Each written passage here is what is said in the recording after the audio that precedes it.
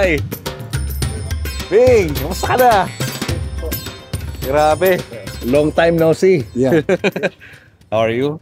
I'm okay. Okay naman. Gano'ng katagal ka na rito? 20 years na po. 20 years na. Wow. I had to, kumbaga, focus and adapt the Islamic way of life. So, hanggang sa napamahala sa akin. Oo. So, hindi ka na nag-acting ngayon? Active pa rin po. Acting ka pa rin? Yeah. Kaya lang, medyo, may mga 3-4 years na po akong jobless, since pandemic. But it's okay. Kaya ko naman mag-peace pa eh. But you look well, ah. Okay, Thank you po. That's the only thing that I can have in consuelo na lang po. Yeah. Nandito po tayo sa condo ng Maharlika. Maharlika Village, Taguig. Yes. At ito ang inyong misis, no? Wife ko po si Fatima. Hi, Fatima. Basta ka. May anak ba kayo ni Fatima? Wala, naunahan na kami ng mga apo, Sir Julius. Isang dosena na ang apo namin. Isang dosena? Wow! Ganun kang dami, no? Dadagdagan pa ng isa, kung tutuusin. Dahil sa mga stepchildren ko, nagsipag-asawa na sila. Ay, talaga? Anong secret mo at bakit mukhang napaka-fit mo? Ha? Hinahayaan ko na lang ang problema sa akin ito hanggat kaya. Although, minsan naapektuhan pa rin ako, pero ipinapasa Diyos ko na lang. Pero nakaka-exercise ka pa naman? I'm trying hard. Mas gusto kong dalasan po. Dahil mahirap na bago pa mahuli ang lahat. Right, tama, no? Pwede pa naman ako sa action. So, ano ka pa? Game ka pa? Game pa rin po. Sa mga action movies? Sir Julius. Ha? Yun. Nilabas ko siya, tricycle driver. Talaga? Siya yung pinaka-main kung ano doon, billion na. Oh. Tricycle driver, Katanggam. Binabra ni siya. Oo. Assalamualaikum. Hi! Magandang umaga sa inyo. Hindi kayo, Sir Julius. Itong mga pamangkin ko. Hello. Si Pipoy at saka si Tek. Itong panganay kong apo, si Princess. Ito na apo mo. Panganay, Wow. pinakapanganay. Wow, grabe.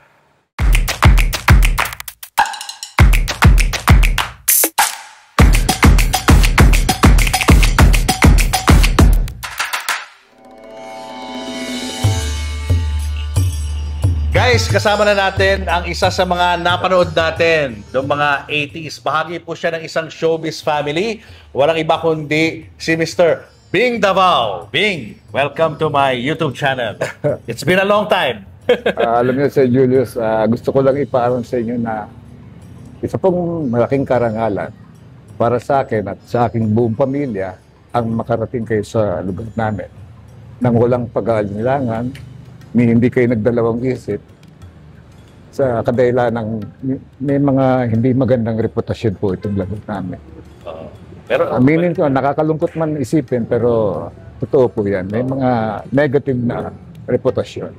Pero sanay na po tayo na pumunta sa mga lugar na katulad ng sa inyo dahil marami rin naman tayong mga kaibigan dyan. Oo po, kaya naman natutuwa po ako. Pero na-miss na ho namin kayo. Ang tagal nyo nang hindi lumalabas sa TV. I think the last time was during the pandemic pa. Opo. Bakit hindi ka na masyadong active ngayon sa showbiz? Well, siguro nagkataon po na medyo nawalan po ako ng gana, natabangan po ako after the pandemic. Imbis na dapat sana nag-aabol na ako. Malaki na ang kawalan para sa atin. Showbiz ang pandemic. Kumbaga may mga bawal ng ganito. Bawal sa mga lugar, mga taping, mga ganon. Dapat sana, nag-ahabol na ako doon. And yet, parang hinayaan ko na lang munang matatili akong ganyan. Nag-concentrate na lang po ako sa pamilya ko. Sa ating buhay Muslim. Hindi mo naman nami-miss ang showbiz? Nami-miss ko po. Sobra na po. Sa totoo lang. Kasi halos lahat kayo nag-artista eh. Opo. Diba? Si daddy mo, of course, the great Charlie Davao. Opo. Of course, si Ricky, yung kapatid na pumanaw recently. No? Alam niyo, napag-uusapan din lang si Ricky. Mahal na mahal ko po yung kapatid ko na yan. Dahil during my time of depression, no, ako'y mga panahon walang-wala, he has been there all the while supporting me. He has been very supportive po sa akin at sa aking pamilya. So, hindi mala ako nagkaroon ng pagkakataon na pasalamatan siya. Ipaalam din sa kanya na how proud I am, you know, and how grateful I am to him. So, yan, ganun lang po. Nakakalungkot po dahil meron pa nga isang bagay sana na gusto kong mangyari sa aming dalawa nung siya nabubuhay pa. Bihira po kami magkita, Sir Julius Neriti. Once a year. Maniwala kayo hindi. Once a year. Once a year. That's every Christmas lang po.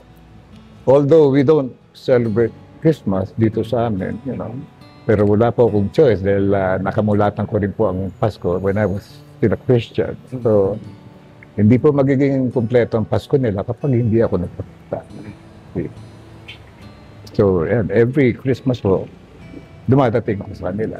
And they make sure na they don't serve pork. Hindi pwede sa'yo. Pagkainan. Oo po. Yun naman ang natutuwa ko sa kanila. Kasama ko ang asawa ko tuwing pupunta kami ron. Iba ko mga anak. So, ayun.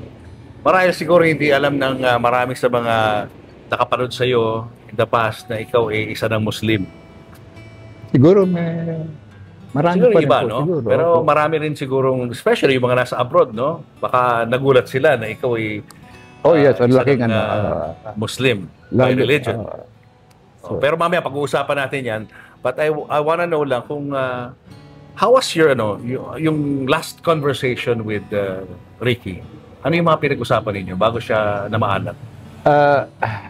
Actually, we never had a chance to talk kasi yung huling dalaw ko sa kanya sa hospital, sa ICU, hindi na po siya nakakapagsalita.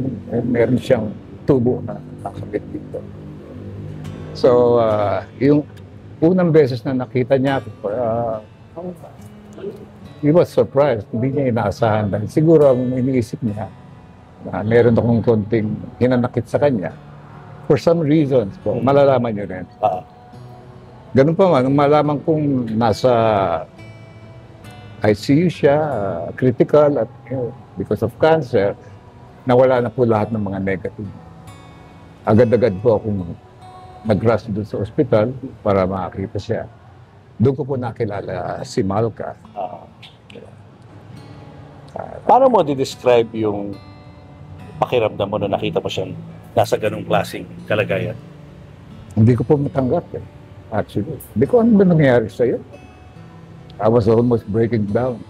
Ba't ka nagkaganyan? Pero although alam kong may kinalaman po ang sa pagkain niya ng paborito niya na ipinagbabawal sa amin. Unhealthy, food habits. Opo. Saka ano kayo, di ba? Meron kayo talagang history ng cancer. Opo. Your It dad runs in the family actually. passed away Opo. because of colon cancer. Colon cancer. Nakapag-usap pa ba kayo? Hindi na siya masyadong nakakapagsalita nung nadalaw mo siya? Nakakapag pahiwatig siya through Sign language. At ginagamit niya lagi si Malka dahil ang tanging nakakaintindi lang sa kanya at nakakaalam ng gusto niyang kulang iba kundi si Malka. Si Malka. Po. Yeah. So every time meron siyang gustong ipabot sa akin, sinasabi mo na niya. By the way, Sir Julius, gusto ko rin pong I want to take advantage of you. Kung inyong paintulutan, andyan si Malka. Gusto ko siyang pasalamatan. Ano gusto mo sabihin kay Malka?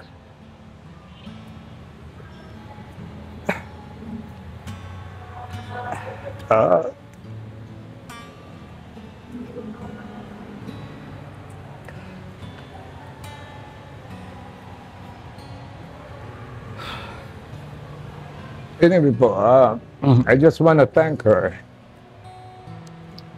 for spending most of her time sa ospital while Ricky was fighting for his life. Siya lang po ang tanging nagsakripisyo ng oras niya para lang kay Ricky.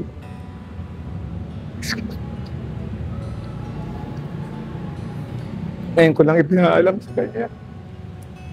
Kasi bihira din po kami mag-usap. At sinasabi niya, binilin daw ako ni Ricky sa kanya. Itong ang malaman niyang itong interview, she promised na darating siya to support me. Yeah. I really appreciate it. So, yun. May sinulat ka na letter for Ricky? Opo. Ano yung laman ng letter na yun? Sabi ko lang sa kanya na I just want to thank him, you know, for being supportive sa akin. And I'm proud of him. Tulad ng sinabi ko kanina, I'm very proud of him. I'm Yeah. grateful and I look up to him Oo. for all his achievements, you know. I'd like to see him back in track. Not later, but sooner. Yeah. So, I love you very much, bro. Yun lang po. Ganun lang kasimple. Unfortunately, he didn't make it. Kaya Hindi po talagang pinahintulutan nakakalungkot, ng Panginoon. Oo. You know. At Wala bang feelings of guilt on your part na hindi ka nag-spend ng enough time with him when he was stronger? Sir Julius, in as much as I wanted to, may humahad lang po sa akin eh. There's something with Ricky na, alam niyo, yeah, we were close, you know. But we never had a chance na to be intimate. No. We never had that chance. Why is that? Well, since he's very busy, ewan ko kung naging evasive siya for I don't know, for whatever reason, pero hindi po kami nabigyan ng pagkasabi ko nga sa kanya. I have been, those times I've been reaching out to him. Ako po ang laging nag-effort. Ako nagpapakumbaba. Sabi ko, bro, kailan pa ba natin makikinabangan ng isa't isa? Pag-uugod-ugod na tayo. Sana naman na samantalayin na natin itong mga pagkakataon habang malakas pa tayong dalawa. Siguro naman, pag kinuha mo ako bilang artista mo, ikaw ang director ko, hindi ka naman siguro mapapahiya sa akin, sabi ko. Tignan mo yung ibang mga kasama natin, mga kapatid, magkakasama sila. Eh siya, titignan lang niya ako at ngingiti. After that, dead ma. So I'm always kept hanging. Hindi ko alam kung anong isasagot niya. Malaking question mark po sa akin yun. And I get frustrated po pagka ganong nag-reach out po sa kanya. Ako po may gusto. Gusto ko maging close kami in a sense na we can talk about anything under the sun. Family problems, whatsoever. Kumbaga, as long as magkasama kami dalawa, meron kami chance to talk about, just to be very close po. Closer than close. With intimacy, ika nga. But Hindi nangyari yun. things didn't turn out the way I would expect. Kumbaga, it was really very frustrating. So yung ba yung reason na binabanggit mo kanina na meron kang tampok in a way, no, sa kanya? Because every now and then, those times, nagre-reach out ako sa kanya. Nagiging makulit na ako. Kailan ba ako, sana ma-recommenda mo man lang ako. Ganito, ganito. Wala, hindi niya tinutugunan ng mga... Saka, It's not only because kailangan ko ng pera o trabaho, but ang gusto ko mangyari, mas maging close kami. Kahit kunin niya ako isang assistant director, papayag po ako maging magkasama na. basta magkasama na kayong dalawa. Opo. Pero hindi po pinahintulutan ng panahon. Pero kahit na nangyari yan, at the end of his life, all's forgotten for you. Oh yes. Wala na. Opo. You've forgiven him for everything na Opo, nangyari sa because inyo in the past. Alam ko napakabait ng kapatid ko eh. It's just that probably, I think it's kind of particular about, I don't know if I can say the right terminology, yung nepotism po. Very conscious siya sa gano'n. He's not in favor, of such. Ayun niya yung makakasama ng magkakapatid. Family affair. Para wala masabi yung mga tao. Ayun ng ganon. So, despite yung kanyang sineset aside niya yung mga pakiusap ko, pagdating naman sa ibang mga kapwa-director niya, Direk Chira, Gia, si Kuya, kasama kayo. Dominic sa kanto. Dominic, si Kuya, anytime yan, pwede yan. Ganun siya. Sa Meron ibang- naman ganun. Pero pag magkasama na kayo, medyo ayaw niya na ganun. Baka may masabi yung mga tao. Opo. Alam niyo, just to cite you an example, naalala niyo yung Calvento file siguro? Yes, of course. May isang story doon na nagpatay ng magama dahil sa kapiraso lupa, okay? So, ang nangyari po, si Daddy ang si Ricky po, director noon. Ginawa niya si Daddy. Pero bago, hindi po siya nagdesisyon para akong kunin. Tinawag niya ang staff niya, ali kayo. So, meron akong 3 pangalan dito na kayong mamimili kung sinong pwedeng kasama ni Daddy. Nandiyan si Michael De Mesa, nandiyan si, probably si Rescote, andiyan si Kuya. Ay, direct, hindi na po. Parang gumano na kagad. Parang tailored type sa kanya yan. Yeah. At isa pa, mag-ama at mag-ama rin. So, kayo-kayo, mas maganda siguro. Sige kung ano man mangyari, kayong mananagot, hindi ako. Ganon siya. Ganun siya. He is that particular. So, madalit sabi po, natapos po ang taping unexpectedly, kumbaga, earlier than, than expected. Para lang kami naglalaro sa set. Ang daddy ko. Natural lang. Opo, natural po. Natural lahat. Yeah. That was the first and the last. And the last na magkakasama kayo together. Opo. Hindi na po nasan yan. Gaano katagal na po ang Calvento File? Oo, wala na. Wala na nga si Tony Calvento eh. Wala na. Okay? So, yun na po ang first and last. First and last. Napakataas po ng pride ni Ricky. Well, Not to say in a bad way, no? In a good way. po, he's Because entitled he's to very, that.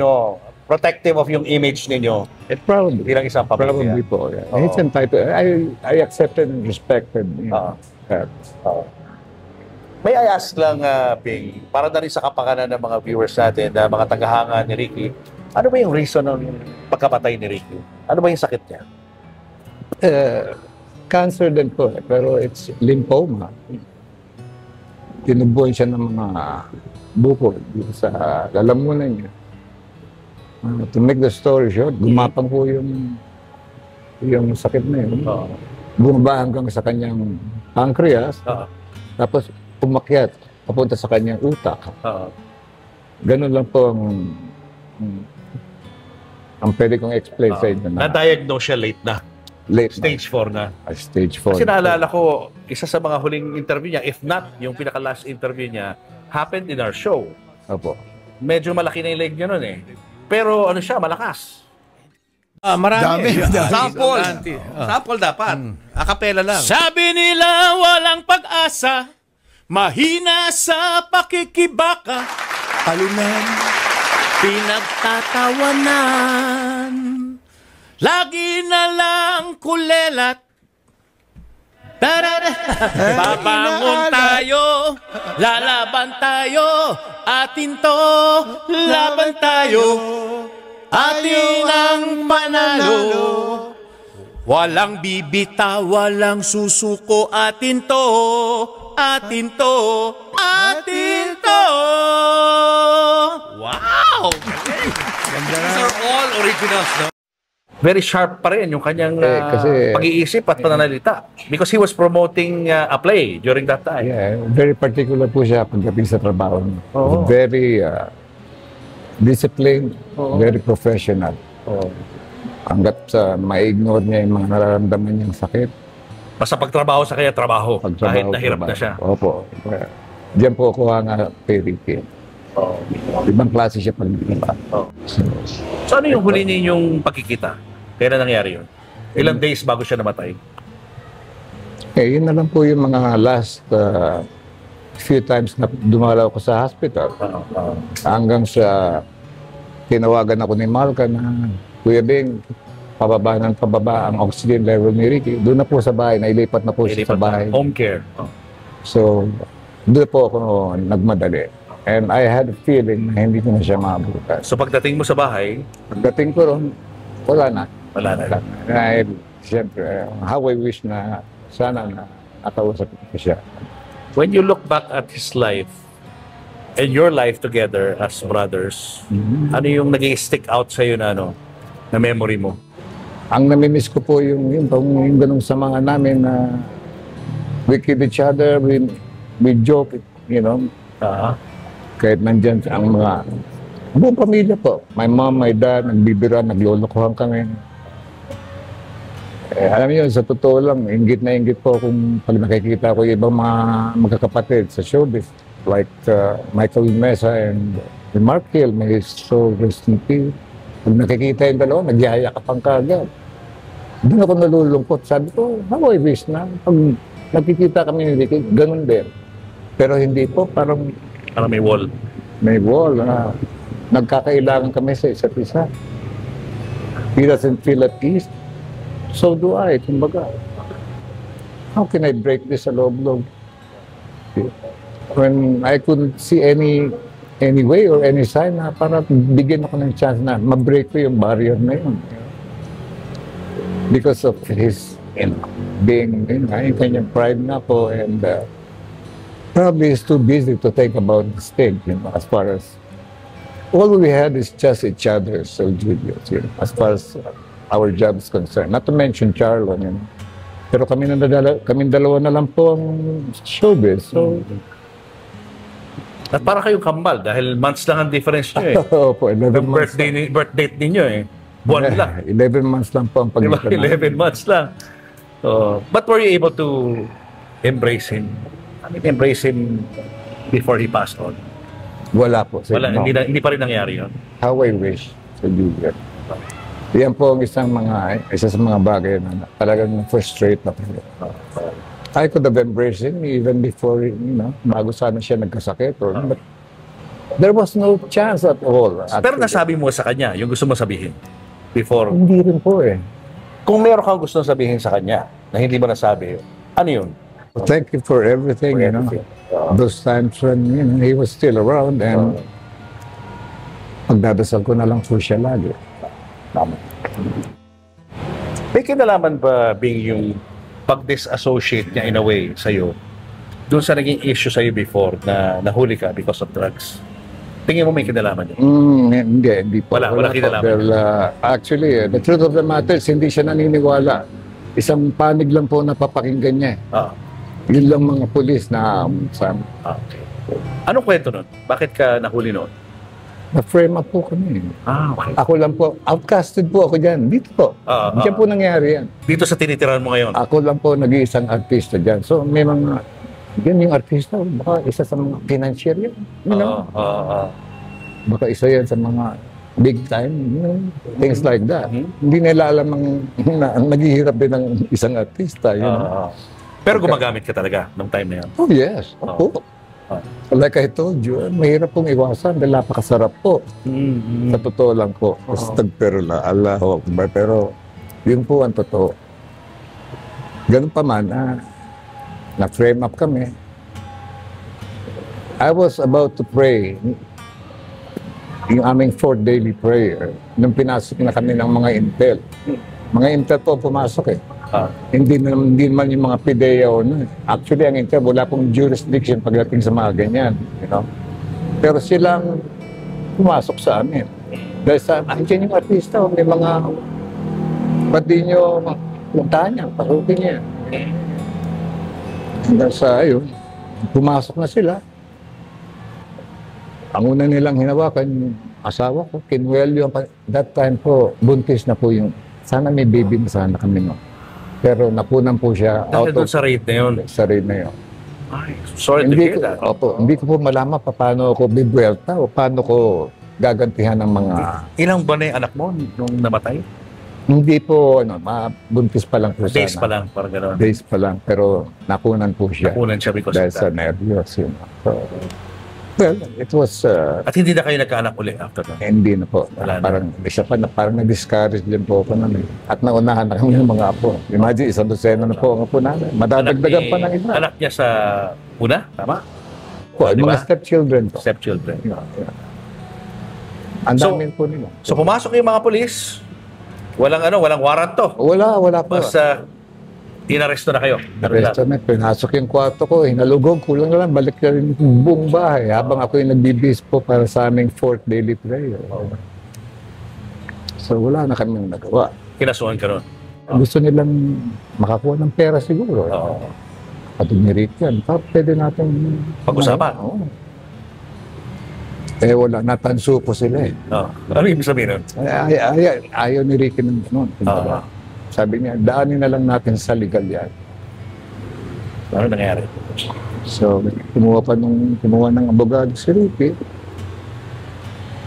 He was paying about 35,000 a month for the lawyer. Maayos lang yung kaso namin. My wife got acquitted. Na-acquit po siya. Ako naman was under probation. To make the story short, after more than a year, natapos na po yun. So, sabi ng probation officer ko, mag-iingat ka na din. Dahil oras na malaman namin, bumalik ka sa dati, madadampot ka na kagad. Nabalitaan nilang left and right na pong tapings ko nun, GMA, ABL. Tinawagan po kagad ng probation officer. Ding, mukhang napabilis ata ang iyong ano. Siguro, pwede ka na namin i-absuelto. You're free now. Busy ka na. Kasi ang purpose po ng mga probation officer, iba nga po, nasa abroad. Under probation. Dahil gusto lang nila makita na productive. At hindi na bumalik sa dating gawin. Nakita nilang naging active ako. So, matuwa sila. Nakulong ka ba? Hindi po. Hindi. Na-bail out ka ni Na-bail out Ricky. ko ni Ricky. Hindi po niya pinahintulutan. So eventually, kumbaga, di-wrap na yung case against you. Opo. Wala na. Well, there was even a time na nakakulong si sa first few months. Nagkataon na nagtitaping ko si Ricky doon sa lugar na yun. Tinawag sa akin ng asawa ko, Babe, dito sila Ricky yan, titaping. Ganun ba? Tinawagan ko kagad si Ricky. Bro, nandyan si Fatsa. Saan dito? Nakita mo yung second floor? May mga nanonood sa inyo? Isa siya ron. Bro, bahala ka na sa kanya. Pwede mo siyang dalawin, pumasok sa loob. Sige, akong bahala ko yan. Salamat bro. After the taping, dumiretso siya doon. Kahit nabawal na ang dalaw, kasi ito gabi na po eh. Ganun pa man, makita lang si Ricky ang gusto pumasok para dalawin ang asawa ko. Wala silang nagawa, hindi sila nakatanggi. Pinapasok si Ricky, pinalabas si Pat, niyakap niya. Kumusta ka? Okay ba ang prato sa'yo dito? Ganun. Hanggang sa inabutan niya ng konting panggastos. Mag-iingat ka. Ganun. So, ayun, yun po. Laki ng pasasalamat ko sa kanya. Real, good brother pala talaga. Oh yes, that only shows na mahal niya asawa. Mahal po ng buong pamilya ko ang asawa ko. Yeah. Tinanggap nila kung ano siya. Dahil isa pa, nakita nila maayos po ako. It was doing good. Siguro kung hindi man nangyari yung inaasam-asam mo na close relationship with him, in some ways, nako-compensate naman niya yung pagkukulang, di ba? Sa pagkita ng pagsuporta sa'yo, pag kailangan mo, sa wife mo, nababalansin naman niya yun. Opo. Ang hindi lang niya magawa is, kuya, pasensya ka na. Hindi siya gano'ng klaseng, Hindi siya nagpapaliwanag. Dahil ganito hindi ako sangayon sa mga ganito mo. Kaya pasensya ka na. Pero mas matanda ka sa kanya, no? Opo. Pero lumalabas na parang siya mas matanda. Ako pa pinagagalitan niya pag kami nakikita siyang hindi maganda sa akin. So ako naman, kikinig lang ako. Ikaw yung para mas bata sa kanya. Opo. What made you decide to talagang end it? Unang-una, hindi ko na po, I cannot afford it. Meron man akong pera, I'd rather spend it for my family. Hindi naman tayo mga bata, di ba? I'm not young anymore, Sir Julian. So, ayun. I'm already 65. You don't look 65, to be honest. You look 50 plus. Yeah, thanks for that po. I appreciate that. Kahit na may pass ka na ganyan, medyo naabuso mo yung sarili mo, hindi nagre-reflect yan sa itsura mo ngayon. You look healthy when I look at probably you. It's because of my faith right now. Yeah. Pananampalataya. Pananampalataya ko sa Allah. Yeah. Lagi ako nangihiling sa kanya. Pagkalooban ako ng good health. Hanggang sa magampanan ko pa ang mga obligasyon ko sa pamilya ko, sa wife ko, mga stepchildren ko, hanggang sa mga apo ko dahil magkakasama po kami lahat Kailan pala pumanaw si Daddy Charlie? That was 2010 po. Parang mabilis na, no? Hindi masyadong nabalita na may sakit siya. Opo. The next thing we know, he's gone. Yun po ang iniwasan namin. Tinago niyo yun. Opo. But during the week, doon na po yung nagpuntahan ng mga close friends. Tulad ni ex-President Joseph Estrada, sina Manny Villar, the rest of Eddie Garcia. Ang ninang ko na si Susan Rosa. Ninang ko po sabihin niya si Ninang Susan and FPJ. FPJ. So, yun. Ganon din po kasi nung ipinanganak po ako, the time when I was born, yun po yung time na kinasal si Ninang Gloria and Juancho. Ninang Juancho. Juancho Gutierrez. Yes. Kaya hindi po makalimutan ni Ninang Gloria yung kaarawan ko. Every time na dumating kaarawan ko, nakahanda na po siya ng iririgalo sa akin. Maging pera or whatever. Paano ka napasok sa showbiz? Well, it all started sumasama-sama lang po ako kay Daddy. Pinanonood ko siya. Parang sabi ko, Dad, I wonder if I could give it a try. How old were you? I was 17 po. 17 na. Medyo ano ka na, teenager na. Opo. Hindi ka child actor. Hindi po. I was Si 17. Ricky, mas nauna ba o mas nauna ka? Nauna po ako. Mas nauna ka, okay. Yeah. But he was given better breaks, compared to mine. Sabi ko, Dad, I'd like to give it a chance. Give it a chance on what? Sabi, ibang magsalita yun. On what? Showbiz po. Do you know what you're saying? Ganun. Why, Dad, what's wrong? I just want to give it a chance. You really want that, ha? Sige, you start from the bottom. Kasi iba po mga anak ng artista. Hindi na kagad. Hindi ka nepo. Parang ayaw nila ng nepo baby. So, si Daddy naman, you start from the bottom. Mag-extra kung kinakailangan.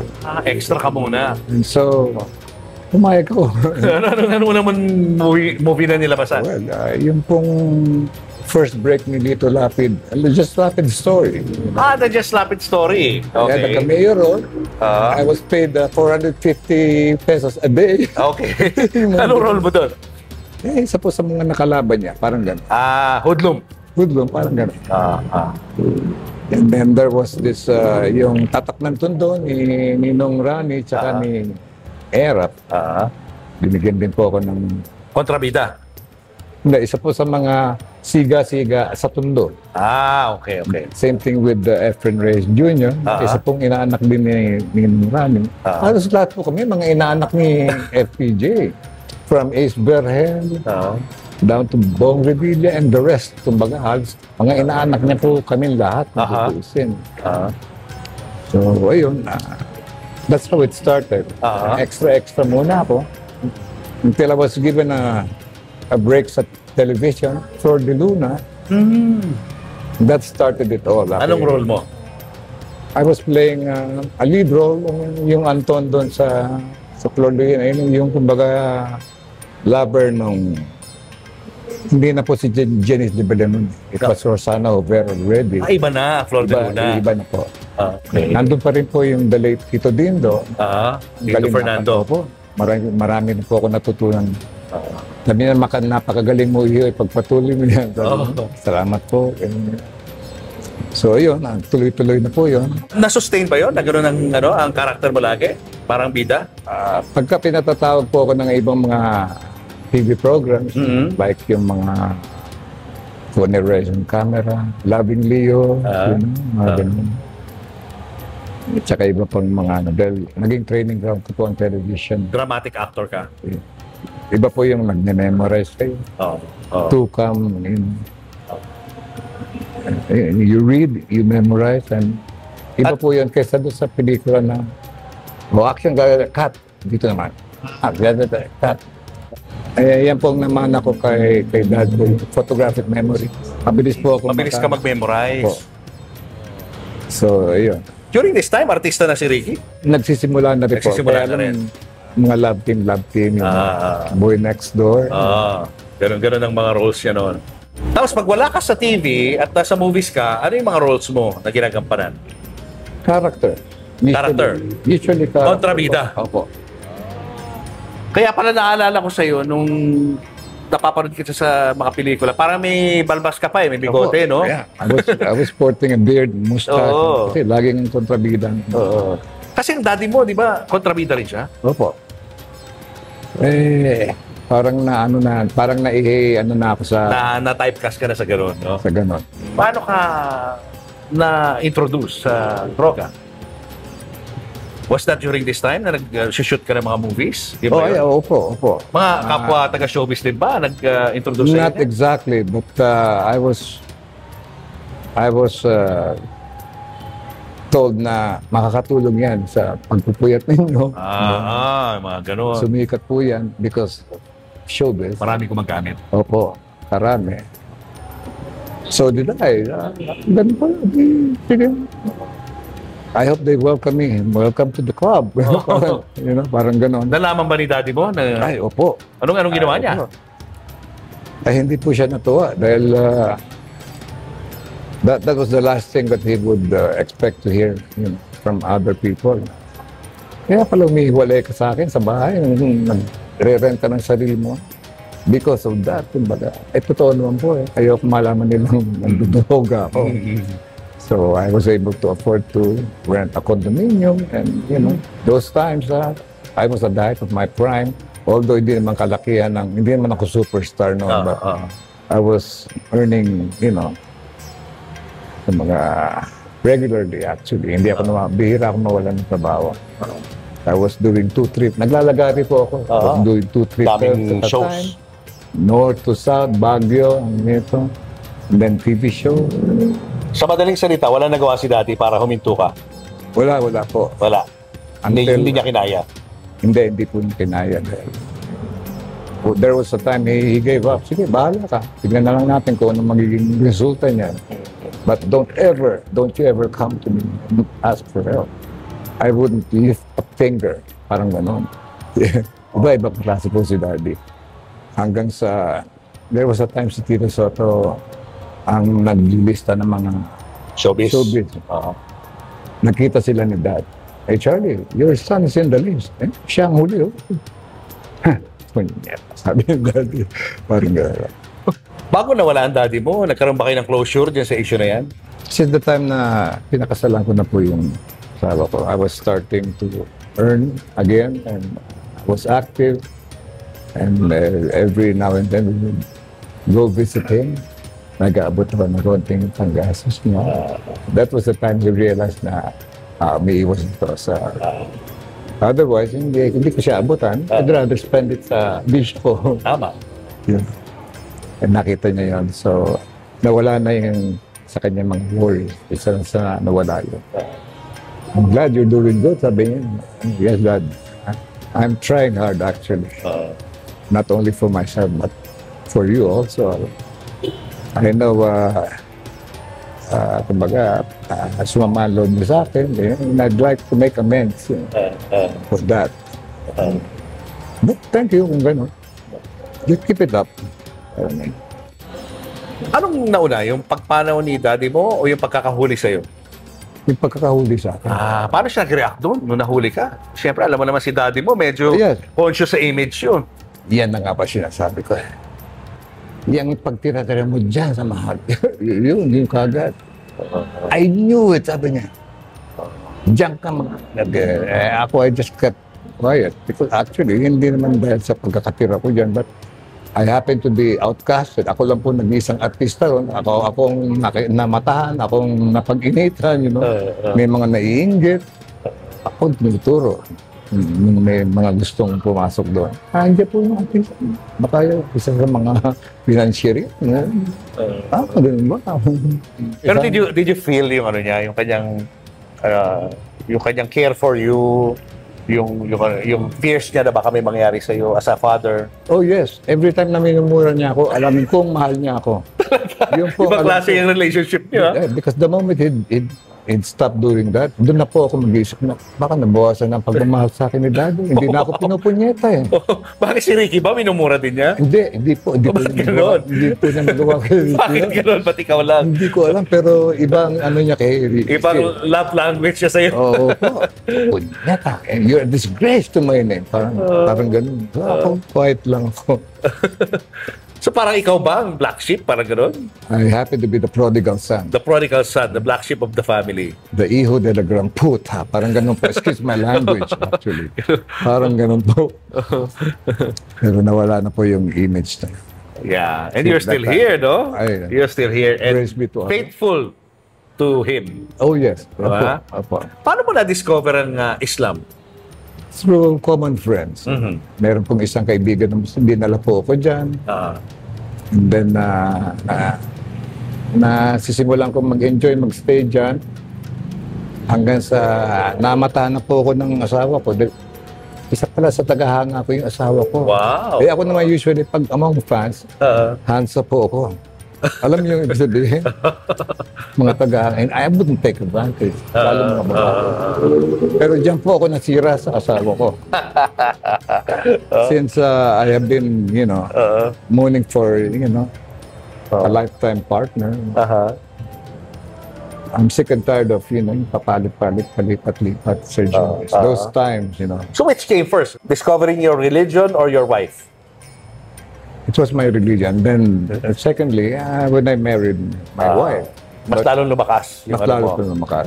But it was only because I married my wife. It was really a choice on my part, Pero parang kapalaran ako eh. Naging kapalaran ko na eh. Kung saan dumating. So, nakita ko naman ang mga ways ng mga Muslim, the way they would greet each other, the way they would treat, even Christian. Kasi the moment makuha niyo yung kalooban nila, mapamahal sila sa'yo, they can die for you. They would kill for you actually. But don't make a mistake of crossing them. Don't cross them. You'll be in danger also. Parang gano'n. Doon ko nakita yung kung paano sila makitungo sa ibang mga, let's say, mga kapatid na Kristiyano. Yeah. Huwag lang silang lokohin. What about yung inner faith mo? Anong pakakaiba nitong na-discover mong religion na to doon sa dati mong religion? Malaki po. Para sa akin, malaki po ang pagkakaiba. There was a time na pag dumarating po ang linggo, ang mami ko, oy, magsipag-bihis kayo. Magsimba kayo. 6:00 na. Yung iba, oras, may time na pagdating ng tungtong ng 6:00, even sa TV, meron ng, so, magdasal na kayo, punta na kayo sa simbahan. Ako naman po, kahit na tinatamad, napipilitan na lang akong pumilot. That way, lalo po akong nagkakasala. Dahil napipilitan lang akong gawin yun dahil inuutusan ako. Mother ko. Dito po sa Islam, wala pong pilitan dito. Tatanong, magsasambayan ka ba? Baka sige. Yun lang. Pero hindi na nila igigiit pa o ipipilit. So you mean to say kung ayaw mo, pwede? Pwede. Pwede. But it's your, it's your own lookout, kumbaga. The consequences of your choice. Actually, parang, And today, nabanggit mo sa akin na dapat mag-pray ka 5 times a day, no? Opo. Anong meron today na kailangan gawin yun? Yes, obligatory po yan. Every day yan. For every... So like yung mga tao sa likod natin, yan, they pray dito sa mosque na to. Opo. To be honest, Sir Julius, na madalas po rin kung kumbaga nagkukulang din po ako. Lalo na yung first daily prayer namin, which starts at 4 a.m. Mahirap po bumangon ng ganun kaaga. So, nagbabackslide din po ako. But I have my own means and ways on how to make up actually. And you're more at peace now compared to before. Huh? It shows in you eh. Nakikita ko naman eh na ano So, ka eh. Julius, I have never been at peace in my whole life. Until such time na dumating na yung nagawa ko ng yakapin ng religion Islam. Hanggang sa pangasawa ko na itong aking asawa. And even sa food, no? Kasi Si Ricky mahilig sa karne, di ba? Sa mga Opo. pork. Si Opo. daddy mo, ganun din. Opo. Mahilig sa lechon. Nakatulong ba sa iyo yun, yung pagiging disiplinado nyo Ay, opo. sa pagkain? Opo. Ang laki po. Ang Ano, laki. para sa kaalaman ng mga viewers natin, ano ba yung mga pinagbabawal sa inyo? Unang-una na po yung pork. Bawal yun. Marami pong pwedeng idulot na mga sakit pagkain ng pork. No offense meant po. Yeah, of course. Of course. Yan ang talagang ano nyo eh. Kumbaga, kultura ninyo eh. Nahihilo sa Islam. po ako actually, Sir Julius, pag nakakamoy po ako ng nilulutong baboy. Iba na, no? Kailan ka huling kumain ng baboy? It's been, tagal na po. Noong nagsishowbiz ka pa siguro, no? Girlfriend ko pa lang ang asawa ko. Before ka nag-convert. Opo. Babe, naamoy kita. Hindi ako makapagsinungaling. Ang sensitibo pa.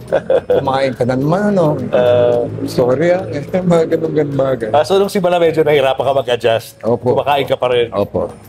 At until na when I embraced the Islamic religion and when I married my wife, yun na. And you feel healthier na, Opo. You feel lighter, no? There's nothing like it. Di ba? At my age, wala pa po akong maintenance kung tutusin. Praise be to Allah. Wow! Amazing, no? Pero syempre, sa Muslims, di ba, aside from the food that you eat, sabi nila, pag Muslim ka, pwede ka mag-asawa ng dalawa. Tatlo. si Pwede Mrs. po yan, actually. Pwede po yan. Pero Apat daw ang pwede mo mapang-asawa. hindi ko na po nagawang isipin pa yun ganun dahil kontento na po ako sa asawa ko. Wow! Hindi kaya dahil nakabantay rito. Hindi naman po. Ang isa pong dahilan at my age, hindi na po mapapakinabangan si Manoy. Yun po ang totoo nun. Kung puro kahihiyan din lang idudulot sa akin, wag na lang. Tama, kontento na po ako sa asawa ko. Basta ako naniniwala ko gano'n mo siya kamahal. Opo, she's all I wanted. Siya lang talaga. And she's all I needed. She's all I wanted, she's all I needed. Yun lang po.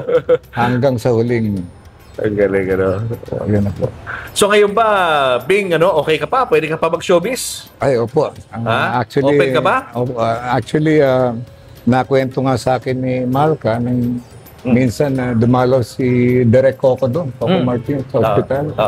At sabi niya kay Ricky, Tito Ricky, pagpagaling ka kagad, oras na makalabas ka, pangako ko sa iyo, meron ka ng trabaho kagad. Uri, sasama niya sa programa niya, yun. So, Kaso nga, hindi nangyari yun, di hindi ba? nangyari. Kaya nga, gusto ko nga sana kung pwede, gusto ko ipakiusap kay Coco na baka pwedeng sa akin na lang ipagkalobi. Uy, bakit Ipinangako hindi? niya. Bakit hindi? Pwede na. Sa akin na lang niya ipagkalobi, ipinangako niya kay Ricky. Oo. Tingnan mo naman, no? Direct. Mukhang matikas pa to.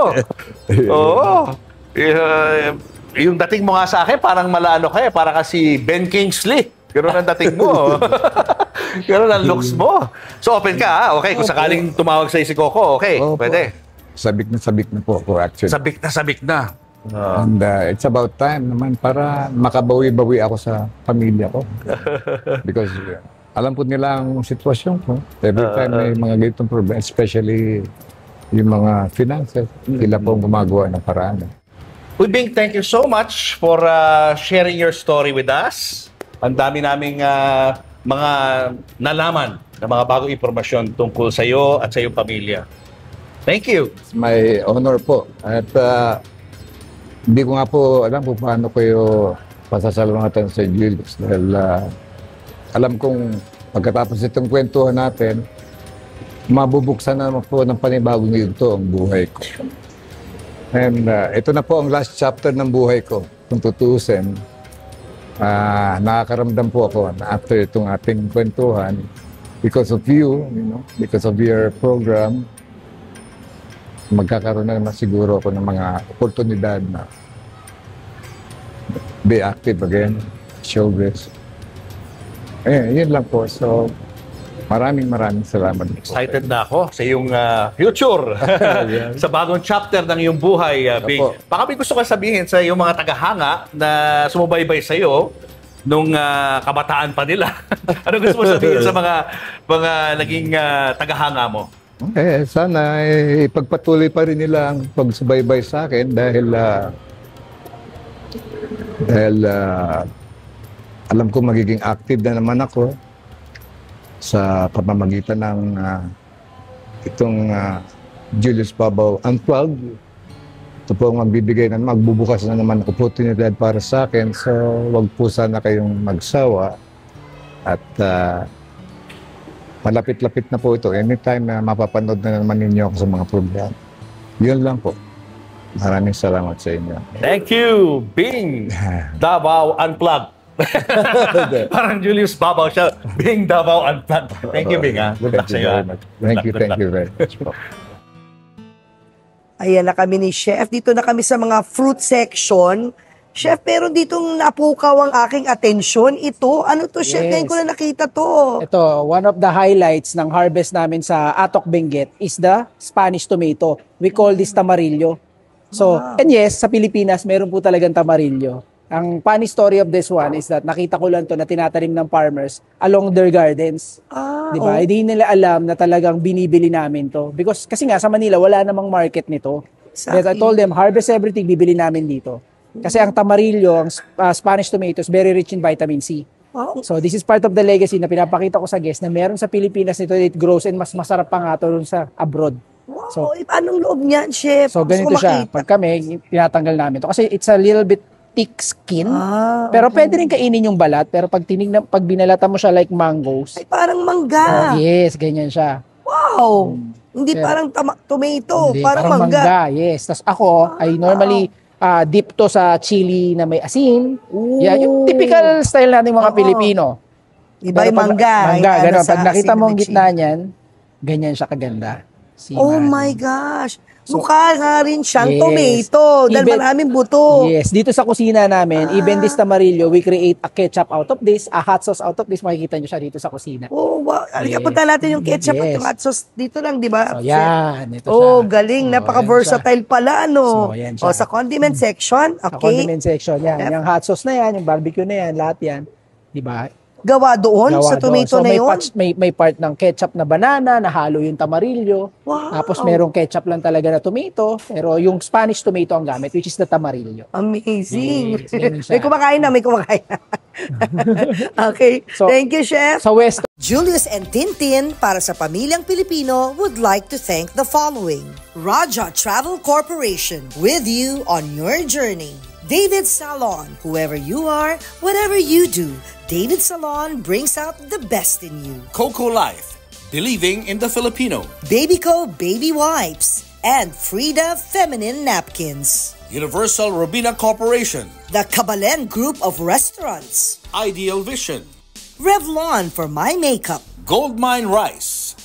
Mono Quadratic made-to-order home and office furniture. DeLonghi Coffee Machines. Enagic from Japan, Kangen water machine. Email us for inquiries. Health Cube Medical Clinics. Uratex. Clean Echo. Orofan, the heart of every home. Purple Hearts, formulated with love and care. Cupid's Cologne, only 150 each. To order, message Cupid Tony on Instagram or email cupidscologne@gmail.com. Boteju, authentic Japanese traditional cuisine. Sama-sama, salo-salo sa Boteju. Promote your brand, products, and services in our show and digital platforms. For advertising inquiries, email n.bersola@gmail.com.